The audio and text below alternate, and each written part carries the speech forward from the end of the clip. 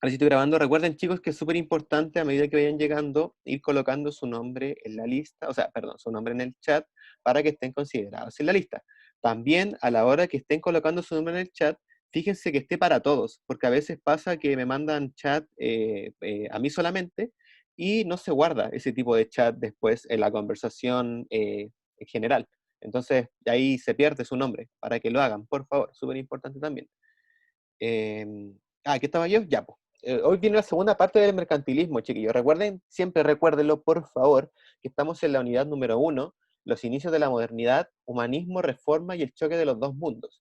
Y en ese aspecto, si por ejemplo, ustedes ya deberían manejar que si yo les hablo de antropocentrismo, ¿a qué me refiero cuando hablo de antropocentrismo? ¿Qué significa antropocentrismo? ¿No? ¿Nadie se acuerda de lo que es antropocentrismo? Bueno, gente, me salió el curso mudo, me salió el curso más mudo. Ustedes están grabados en mudología, gente. Yo los voy a hacer hablar. Tienen que empezar a hablar, por favor. Tienen que empezar a interactuar. Porque yo, cuando les hice en la sala de clase, yo los recuerdo ahí hablando de lo más bien, ¿ah? Yo ahí los recuerdo hablando tate que para allá, tate que para allá, pero cuando no está el compañerito ahí, ya no quiero hablar, profe. Profe, ya no quiero hablar. Profe, no me haga hablar, profe, por favor. No, por favor, chiquillos, tienen que ser iguales acá y allá, por favor. Yo los quiero ahí hablando bien interactivo, ¿ah? Por favor. Eso, pues, el antropocentrismo, por si no lo recuerdan, chiquillos, es fijar al hombre por sobre Dios, el hombre el centro de todas las cosas. Y este pensamiento, ¿cierto?, va a ser el predominante en esta época que es el Renacimiento, ¿cierto? Precursores como Miguel Ángel, como Leonardo da Vinci, como René Descartes, como Nicolás Copérnico, son precursores de este pensamiento, ¿cierto?, que van a poner al hombre al mismo lugar que Dios, ¿cierto? Y ahí tenemos esa imagen, por ejemplo, tan conocida de Miguel Ángel, que sale Diosito ahí, ¿cierto? Y también sale el hombre a punto de tocarse con el dedito ahí, ¿cierto? Eso es antropocentrismo puro, ¿cierto? Dibujar a la Mona Lisa, la pintura más importante del Renacimiento, con solamente Hola, colores oscuros. Buenos días, joven, alguien me habló, por favor, qué bueno que alguien me haya hablado. Pero ¿por qué tienen esa ¿cómo imagen, ha estado, amigo? profe? Por favor, ¿cómo está esa imagen ahí? No, por favor, bastante. Eso es amor. Yo creo que eso ahí bastante, qué lindo es el amor, ¿cierto? El amor en los La tiempos verdadera modernos. pregunta es, ¿quién es la mujer ahí? Ay, no sé, amigo, Hola. como están los géneros hoy en día, yo ahí no me metería a ver quién es la mujer ahí, quién es el hombre. Así que dejémoslo ahí, ¿no? Hay amor, de que hay amor ahí, hay amor, ¿cierto? Han tomado de la mano ahí bastante bonito. Y que viva el amor, gente, que viva el amor. Pero, eh, no sé, ustedes salen con tantas imágenes, que cada día, cada semana me sorprenden con una imagen nueva. Mire la reunión familiar. No, pero esa reunión, ¿qué junta de Estados Unidos? Así son las juntas de Zoom en Estados Unidos, ¿cierto? Yo no hablo Y tiroteo los de escolar, amigo. Afganistán. Qué cruel. No hablo tiroteo escolar, lo siento. Están en Afganistán, sí, no sé. Hoy esa imagen nunca la había visto. Renato ahí sacó un buen Se material. Es sacan de un digna de claro, meme, ¿cierto? con Y unos yo no me materiales. había puesto a ver los nombres acá. No sé quiénes Renato, vive no sé acá. dónde sacáis esas imágenes tuyas. No sé dónde las sacáis. Renato te está juzgando. Y ese tono de voz a mí me pareció bastante sarcástico. ¿Ah? ¿Y quién era Niga Cat? ¿Quién es Niga Cat? Por favor, amigo. Niga Cat, por favor, coloque su nombre original en el chat, por favor. Por favor, Niga. ¿Quién será Niga Cat? Quizás sea el tipo que estaba al principio de la clase. Ya, no importa, ya. No me voy a ir más, no voy a irme más por las ramas, perdónenme, gente. ¿En qué estaba yo hablando? Ya me acordé. De la Mona Lisa, ¿cierto? Que si ustedes saben, es la pintura más importante del Renacimiento. Pero si ustedes ven la Mona Lisa, gente, ¿cómo está la Mona Lisa? La Mona Lisa está así. Espérenme, con las manos. Así. Y mirándote, y te juzga, y te mira fijamente, ¿cierto? Y si tú te mueves para allá, la Mona Lisa te mira, y si te mueves para allá, te mira nuevamente. Pero esa pintura, la verdad, va mucho en contra de, ¿cómo decirlo? De la pintura feudal, de la pintura de la edad feudal, ¿cierto? De este periodo en el cual está esta máscara inspirado, ¿cierto? Que es la edad media. Y en la Edad Media era todo muy gótico, era todo con mucho detalle, mucho relieve, muy llamar la atención, muy figurita, ¿cierto? Pero ya en esta época no, la Mona Lisa, que es la pintura más importante, es re sobria, amigo, con pintura con colores negros. Por ejemplo, si en el Renacimiento uno quería ostentar como dinero, como poder, el color era el azul. Si ustedes se preguntarán, profe, ¿por qué el azul? ¿Por qué el azul? Si Bad Bunny se viste de rosado y llama la atención, ¿por qué el azul va a ser el color predominante. Y bueno, te explico, resulta que el azul era el color más difícil de conseguir, porque las pinturas en esa época no eran acrílicos hechos a base de plástico como en la modernidad, como en la época actual. En esa época los colores se obtenían mediante bichitos. Por ejemplo, tú matabas un bichito, lo molías y tenías verde. Matabas otro bichito, lo molías y tenías azul. Y el bichito que tenía el azul dentro de su tinte era muy difícil de conseguir. Y cuando algo es difícil de conseguir, sube su precio, debido a la lógica de la oferta y la demanda, ¿cierto? Entonces, el azul era el color caro, el azul era el color más caro de la edad moderna, perdón, del Renacimiento. Entonces, si vos veías una pintura que tenía azul, esa pintura ya valía dinero, ¿ah? No era una pintura cualquiera. Pero de alguna manera Da Vinci con su Mona Lisa vino a decirle a la gente, amigo, yo no necesito el azul para saber que mi pintura es bella. Yo tengo el talento ahí y te voy a dibujar una pintura muy sobria, con colores negros, con colores muy sombríos, y va a ser la pintura más famosa del mundo. Y lo consiguió, bueno, la verdad que lo consiguió, ¿eh? La Mona Lisa, todos conocemos a la Mona Lisa, ¿no? ¿Cómo se llamaba la Mona Lisa? Elisa del Giocondo, así se llamaba la boluda esa. Pero bueno, sin más preámbulos, gente, vamos a hablar de economía. En verdad, todo, o sea, les hablé en esta introducción sobre Edad Media, pero en verdad no es lo que vamos a ver hoy día en la clase de hoy. Exacto, exacto. Vamos a ver Bueno, hackearon la historia, cuenta. Exacto. vamos a ver historia económica, gente. ¿Cuál es el objetivo de esta clase? Representar las principales rutas comerciales terrestres y marítimas del siglo XVI. Y ustedes entenderán que las rutas comerciales del siglo XVI se daban por tres características principalmente: las especias, la conquista y el oro. Van a ser los tres objetivos fundamentales de la fundación económica de los estados modernos. Pero para que lo entiendan mejor, vamos con un videito, ¿eh? Profe, déjese de hablar que a ustedes no le entiendo nada. Vamos con un video mejor. Espérenme, estoy cargando, estoy en eso. Ay, amigo, lo cerré. Espérenme un poquito, por favor. Por favor, no se vayan, espérenme, por favor. Estoy acá.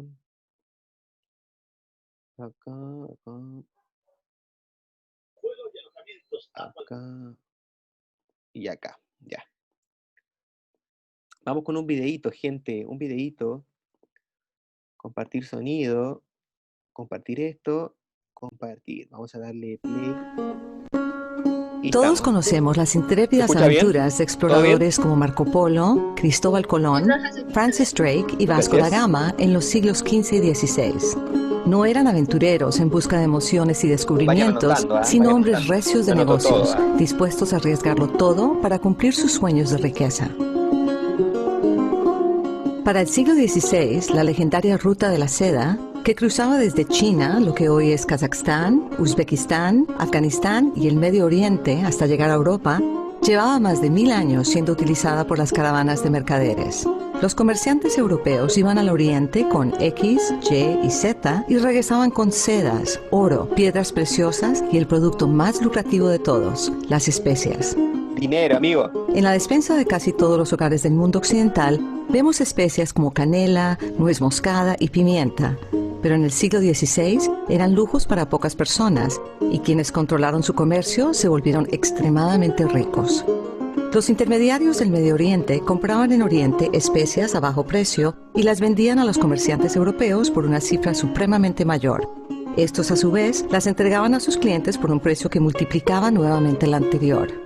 El comercio estaba estrictamente controlado y el aumento de precio en cada eslabón de la cadena era un secreto celosamente guardado.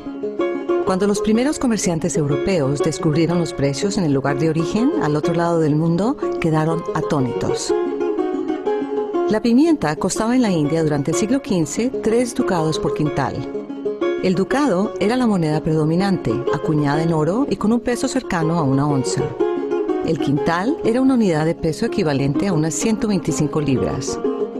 En moneda de hoy, sería como comprar 125 libras de pimienta en Calcuta por $4,000 y venderlas en Venecia por $120,000, un aumento de precio de más del 3.200%. El comercio de la nuez moscada era aún más lucrativo. Un quintal de nuez moscada, comprado por los mismos $4,000, se vendía en Londres o París por la sorprendente cifra de $2,1 millones. Un volumen similar de cocaína, un quintal o 125 libras, costaría hoy unos $125,000 en la fuente y su venta al por mayor en Nueva York produciría 1,7 millones de dólares. Aunque asombrosa, esta ganancia aumenta el precio en apenas 1.300%.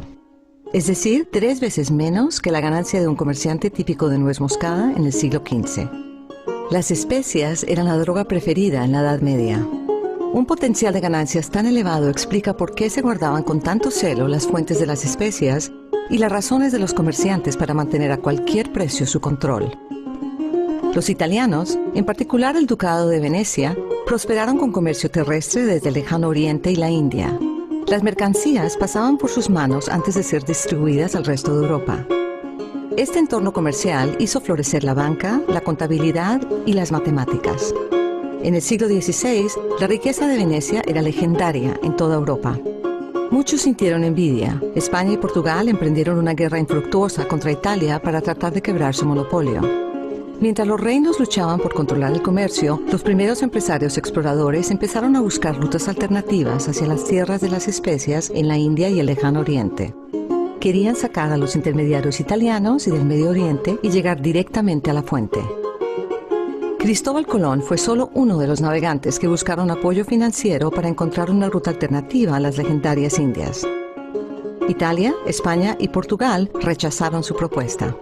Finalmente, una tormenta arrastró al navegante portugués Bartolomeo Díaz alrededor del Cabo de Buena Esperanza y el fabuloso Oriente se extendió ante sus ojos. Cuando Díaz regresó a Lisboa en 1488 con la noticia de que Portugal podría controlar el comercio de las especias en su fuente, España se vio abruptamente enfrentada a la perspectiva de quedar afuera del negocio más lucrativo del mundo.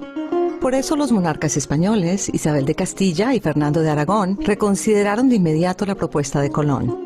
4 años después, en 1492, Colón zarpaba hacia el oeste en busca de la que él y España esperaban que fuera la tercera ruta, y tal vez la más directa, a las tierras de las especias.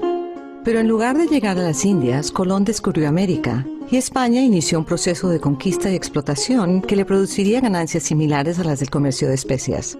Pero ese será el tema de otra historia. En 1520, Portugal controlaba todos los eslabones de la cadena de las especias, desde el cultivo hasta su venta en Lisboa. A finales del siglo, las ganancias de este comercio representaban casi la mitad de los ingresos del gobierno portugués. El resto de Europa, especialmente en el norte, envidiaba profundamente el comercio de especias de los portugueses y los descubrimientos españoles en las Américas. Querían una tajada del ponqué. Pero tenían que descubrir antes qué otros productos valiosos había en el mundo. El resultado fue una renovación extraordinaria de la exploración y el descubrimiento que impactó todos los ámbitos de la vida, en especial las ciencias, la ingeniería y la navegación, y amplió los conocimientos que se tenían del mundo en el siglo XVI. Imaginemos las posibilidades que surgirían hoy ante el descubrimiento en alguna luna remota de Júpiter de un producto similar a las especias en el siglo XVI. Se inyectaría un vigor renovado y emocionante a la exploración espacial que quién sabe a dónde nos llevaría. El que arriesga, gana. Uy, la frase de mentalidad de tiburón al final, pero bueno, ahí nada que hacerle. Pero bueno, chicos, eso es principalmente cómo se construyeron los estados modernos y cómo fueron surgiendo. Es súper importante igual entonces que ustedes tengan claro que Portugal era una gran superpotencia en aquella época. Es súper importante que ustedes tengan claro que España era una principal superpotencia mundial de este sistema mercantil que estaba empezando a surgir, ¿cierto? Y sí, la verdad es bastante épico. ¿Te imaginas Elon Musk descubre algún material fuera del planeta? Oye, que se queda ahí. Bueno, pero fuera de ese tema, ¿cierto? En esta época el desarrollo comercial se daba con estas características, ¿cierto? Y Portugal, de alguna manera, yo por eso, o sea, si uno revisa los libros del colegio, o si uno revisa los libros de historia, regularmente nunca se habla mucho de la caída de Constantinopla. Y ustedes, bueno, ya probablemente lo debo tener rayados, que yo creo que es el acontecimiento más importante.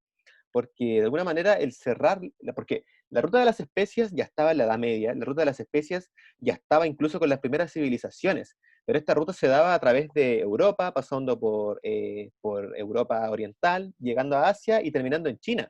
Entonces, cuando se cierra este comercio por esa zona a mano de los turcos, ¿cierto? Porque los turcos habían descubierto la pólvora, entonces de alguna manera tenían el poder militar mucho más fuerte que el resto de las otras fuerzas militares del otro mundo, cierra el paso por este comercio, ¿cierto? Cobrando impuestos demasiado caros a la gente. Entonces, de alguna manera los tipos tuvieron que adaptarse, tuvieron que ingeniárselas. Entonces, como Portugal estaba en la península ibérica, eran los navegantes más secos, los más expertos en navegación, junto con España, que también está en la península ibérica. Entonces, los tipos se surcan, ¿cierto? Surcan todo lo que es la costa de África, ¿cierto? Recorriendo las costas africanas, llegando, Vasco da Gama fue el principal precursor de eso, junto con Bartolomé Díaz, pero fue Bartolomé Díaz y después Vasco da Gama. En el video no lo mencionan. Y llegan a la India, ¿cierto? Y con esto, boom, se hacen millonarios, ¿cierto? Porque sí, se exportaba sal, se exportaba trigo, se exportaba cuero, se exportaba vino, se exportaban pieles, se exportaban minerales, todo lo que tú queráis, pero ninguna de esas materias primas, gente, le hacía competencia a las especias.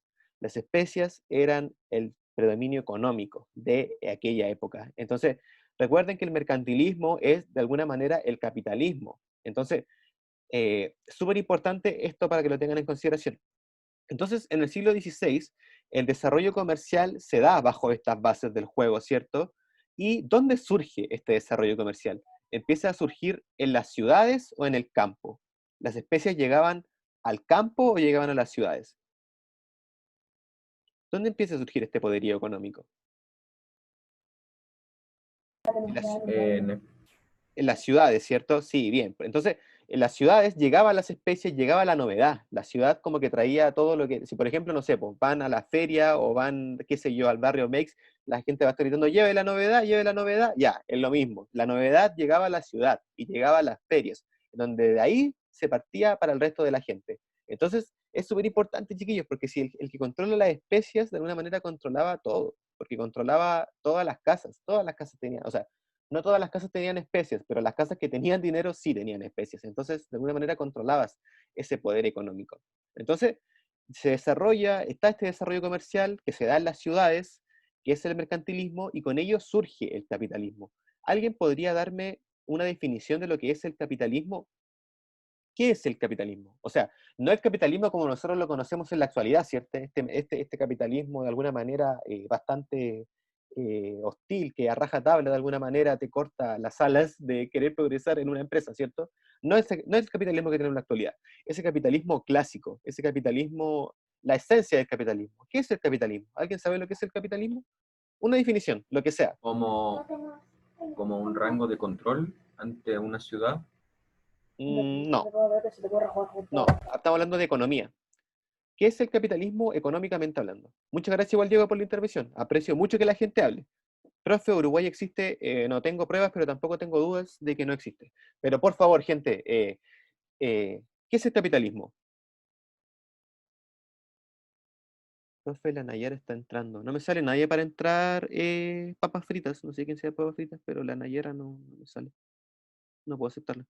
Ya, pues gente, ¿qué es el capitalismo? Eso necesito saber. ¿Qué es el capitalismo? Ya, bueno, no importa. El capitalismo, chiquillos, y para que Tema la, económico, profe. ¿Ya? ¿Sistema económico? ¿De qué clase? O sea, es un sistema económico, bien. Pero ¿en qué consiste ese sistema económico? Y social, Ya, sí, pero ¿en qué consiste? basado en la propiedad privada de los medios de producción. Ya, esa definición claramente es muy técnica, pero está bien, sí, es apropiarse de los medios de producción, pero el capitalismo como esencia, como filosofía, es la acumulación de capital para luego invertirlo. Por ejemplo, yo acumulo mucho dinero, acumulo dinero, ahorro, ¿cierto? Ahorro, y luego todo ese dinero que ahorré lo invierto en una empresa. O compro cosas y le invierto, ¿cierto? Y con esas cosas que yo compré en el capitalismo, eh, me sirven para seguir generando más riqueza, ¿cierto? Cuando uno compra cosas basándose en el sistema capitalista, no la está comprando porque quiere tenerla, la está comprando porque esa cosa le va a servir para seguir produciendo más riqueza. Y así se forma una rueda, ¿cierto? Que te va a permitir seguir juntando dinero y haciendo más grande tu dinero y así volviéndote millonario. Esa es la base del capitalismo, ¿ok? Es, a grosso modo, acumular capital para luego invertirlo. ¿Ya? Eso sería capitalismo a grosso modo, ¿cierto? Ahora también pueden existir muchos medios o muchas formas de capitalismo. Por ejemplo, también está el capitalismo cultural, en el cual en ese capitalismo, por ejemplo, si yo aprendo a tocar un instrumento y después aprendí el tiempo que invertí aprendiendo a tocar ese instrumento, me va a servir para después crear una canción. Y esa canción me va a hacer ganar aún más dinero que el que gasté tratando de aprender a tocar ese instrumento. ¿Se entiende? Esa es la lógica del capitalismo y es lo que empieza a imperar en esta época del siglo XVI. Es lo que empieza a surgir. Entonces, es innegable que los estados modernos surgen con un afán de lucro, ¿ya? No, que aquí no venían a ser amigos, no querían colaborar con los otros pueblos para llegar a un bien común, no. Aquí surge un afán de lucro y empiezan a competir los estados modernos. ¿Se acuerdan cuando yo se hablaba de ¿Qué monstruos pasó? gigantes de la economía peleando? Es eso, ¿ya? Y eso es el capitalismo y en eso se basa. Entonces, con este afán de lucro, los estados y las compañías son grupos de gente que tiene dinero y quiere invertir, porque así funciona el capitalismo, y quiere invertir, se empiezan a fusionar, ¿cierto? El Estado con las compañías se empiezan a fusionar. Y ahí el mejor ejemplo sería Cristóbal Colón, la compañía de Cristóbal Colón, ¿cierto? Se fundó, o sea, se alió con la corona española, ¿cierto? Y crearon más, o sea, los dos tenían dinero aparte, pero se juntaron y crearon más dinero, crearon una compañía y hicieron esta expedición a las Indias porque sabían que el que controlaba las especias controlaba el mundo. Entonces, los tipos, con esa lógica en la cabeza, ¿cierto? Intentaron buscar esta ruta comercial a las Indias, pero se encontraron con algo mucho mejor, ¿cierto? Se encontraron con una nueva fuerza de desarrollo económico.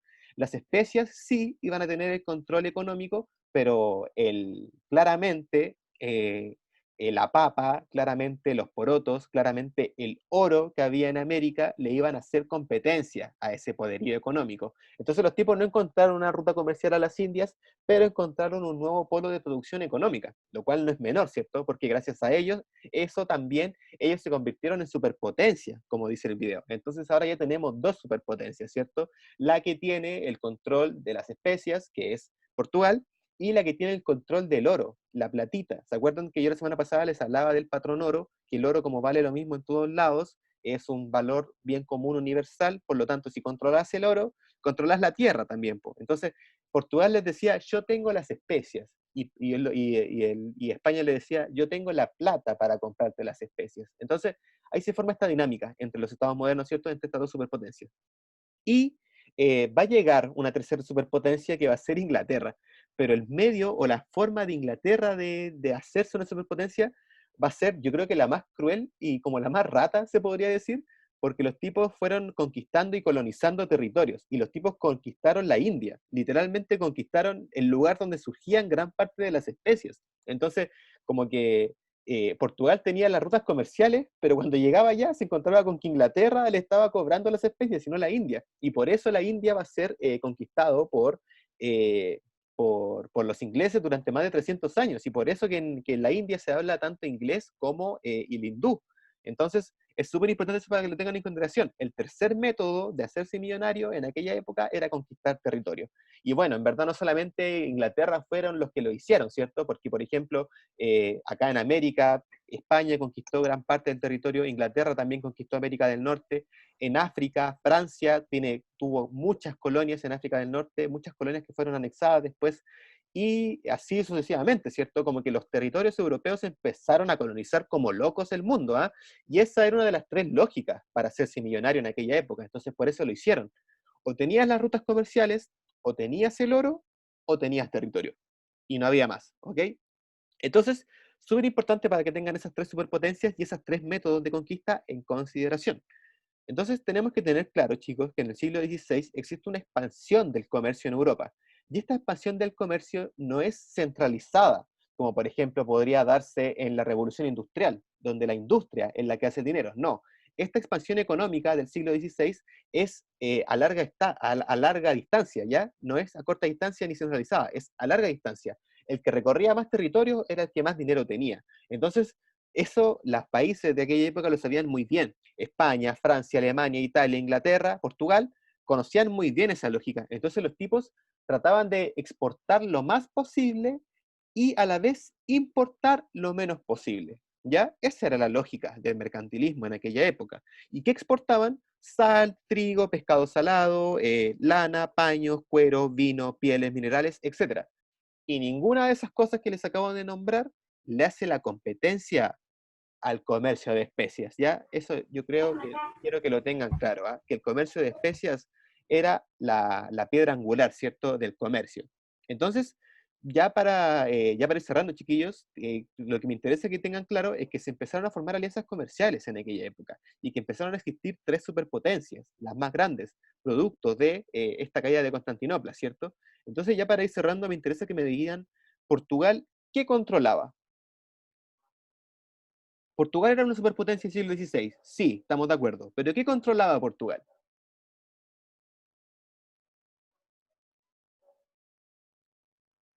Para ser superpotencia, chicos, ¿qué tenía Portugal a su favor? La economía. La control de las, el control de La las economía, la especies. ruta de las especies. Bien, Portugal controlaba las rutas de las especies, lo cual tenía el poder económico de las rutas, ¿ya? Y eso te da poder económico. Bien, Portugal tiene ese poder económico y por eso era superpotencia. España, ¿qué controlaba? ¿Qué controlaba España? La plata, La plata, el oro, los metales preciosos, exacto. Entonces, por eso era superpotencia. Inglaterra, ¿qué controlaba? la tierra, La tierra, los territorios, colonizaba, conquistaba. Bien.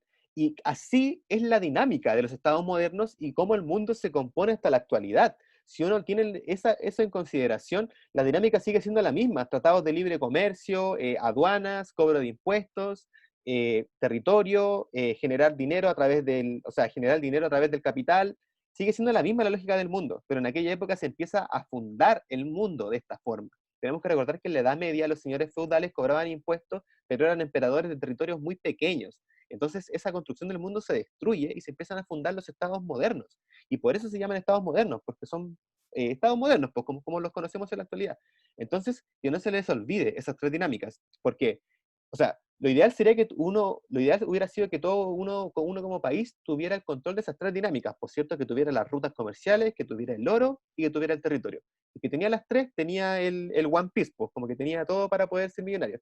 Pero obviamente los otros países no te iban a dejar tener esas tres cosas, por cierto, como que tenías que elegir una o tenías que especializarte en una, pero igual como que todos querían tener las tres, en verdad, ¿se entiende? Esa era la dinámica.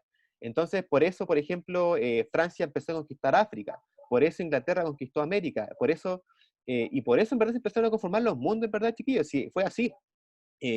Por eso los ingleses conquistaron Estados Unidos y por eso hablan inglés. Por eso nosotros hablamos español, porque nos colonizaron españoles. Por eso en Brasil hablan portugués, porque los colonizaron los portugueses. Y así se dio la dinámica del mundo porque los tipos empezaron a comprender esa lógica y empezaron a pelear. Y producto de eso se empezaron a competir.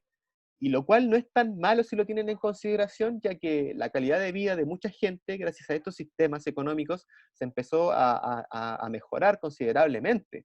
Y esa evolución y esa explotación de esa ingeniería que se daba dentro de la lógica mercantil ayudó también a tener las tecnologías que nosotros tenemos en la actualidad. Entonces no es menor, chiquillos, a pesar de que sí, hubieron guerras, hubieron competencias económicas, hubieron probablemente muchas dinastías muy malas en torno a alianzas, sí, asesinatos a través de duques, asesinatos a través de la iglesia, sí, hubo todo eso, es innegable, gente.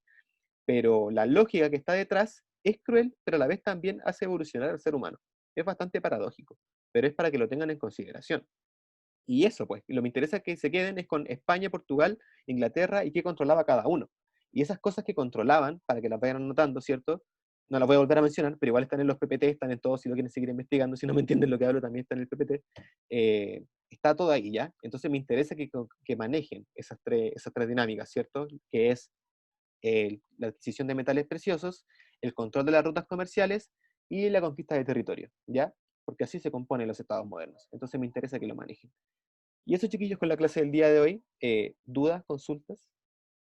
¿Algo sobre la materia? ¿Se entendió la clase? ¿Lo entendieron? Sí, ¿Todo bien? profe. Ya, chicos, se me cuidan. Espero que tengan un muy buen fin de semana. Espero que sus familias también estén muy bien. Y eso, pues, cuídense, que la salud siempre va a ser lo más importante. Sobre la economía que yo les hablé toda la clase. Y Uruguay no sé si existe, ¿eh? Yo tengo mis dudas todavía.